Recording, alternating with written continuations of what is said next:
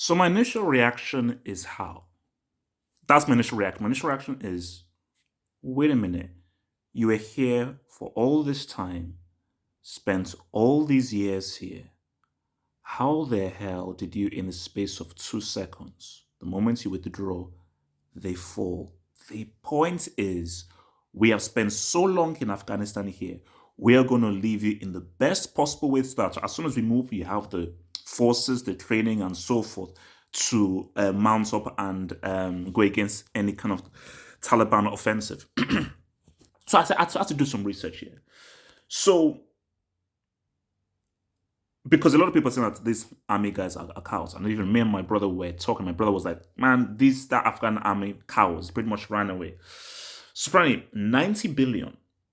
So, the better part of 2 decades, 90 billion was put into the Afghan national defense.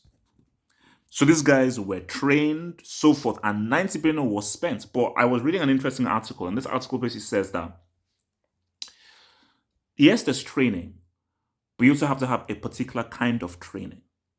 And you have to ensure that the particular kind of training is a particular kind of training that once you leave them, they can now do it by themselves. So you can give people all the money in the world, give them everything. It's like a football team, a superstar team. Oh my gosh, we have the best in the world. Who is the manager? And can they execute? Just having lots of money and lots of equipment, you have to know how to use them. And what this article says is that, yeah, they did receive all this equipment and so forth. They didn't really know how to use them as well as the Americans did. They didn't really know how to execute the strategies that the Americans do as well as they did, because the Americans understand them because they're used to using them. So they didn't give them the right kind of training for them to be able to stand on their own 2 feet without the help of the Americans, the UK, or the NATO defenses. So what you have are parallels with Saigon, where you came in with great intentions and so forth. I've now left these people in a state where they're now screwed. People are now fearing for their lives. And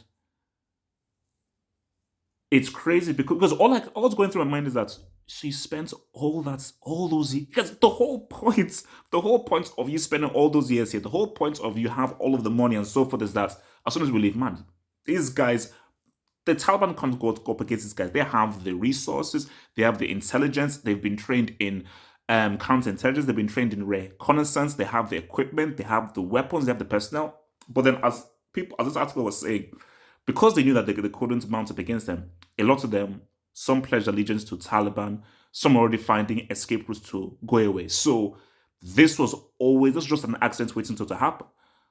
But it's like the image that I saw of a military plane leaving, guys going up onto the plane, and then there's a horrible video of it, people falling from the plane. And you have to think about the woman there, man. Because, Sharia law is not going to be input into the country. And yeah, man, it's like, it just goes to show that, because it's a weird one. Because again, Americans, they can't be there forever. They can't be there forever. But the whole point is you have to withdraw. 100% you have to withdraw. But you've got to withdraw in a way in which once we go, you're good. You're good and you're great. So you can fend for yourselves. So the thing that boggles my mind, you spent $90 billion for these guys to get lubricated and reconstructed in the space of 2 seconds by the Taliban, who don't have an iota of that.